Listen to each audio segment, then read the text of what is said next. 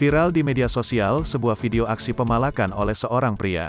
Dalam video itu, seorang pria melakukan pungutan liar, pungli, dengan dalih uang parkir kepada seorang pengendara motor di Jalan Jenderal Sudirman, Jakarta Pusat.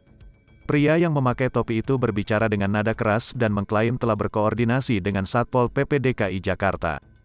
Video berdurasi 1 menit 57 detik juga diposting oleh akun @merekamjakarta.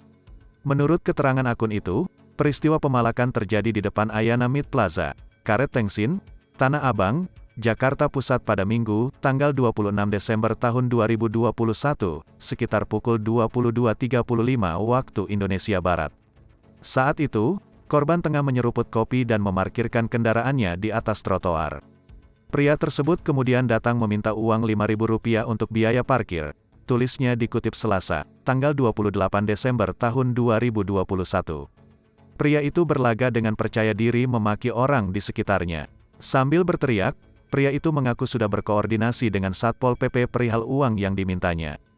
Pelaku juga terlihat emosi ketika ditanya siapa oknum Satpol PP yang ia sebut. "Bayar uang parkirnya ya, di sini saya yang megang, mohon maaf ya sekali lagi.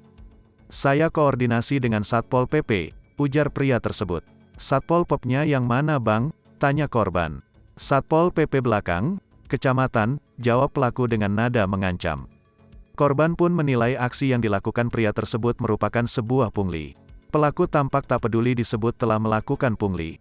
Pria yang sudah dalam keadaan emosi itu lantas mengusir pengendara motor tersebut jika tak mau membayar uang parkir. "Geser aja deh daripada nanti gue ramein," ujarnya. Dihubungi terpisah, Kapolsek Tanah Abang, Kompol Haris Kurniawan mengaku telah mengetahui video pungli itu. Ia mengatakan, pihaknya kini masih melakukan penyelidikan atas dugaan tindak pidana pungli. "Kita masih lakukan penyelidikan terkait video tersebut," kata Haris saat dihubungi, Selasa, tanggal 28 Desember tahun 2021, malam. Haris menambahkan, polisi kini mencari saksi yang juga menjadi korban untuk dimintai keterangan mengenai kronologi peristiwa. "Kita masih mencari saksi terkait video tersebut. Mudah-mudahan segera terungkap ya," imbuh Haris.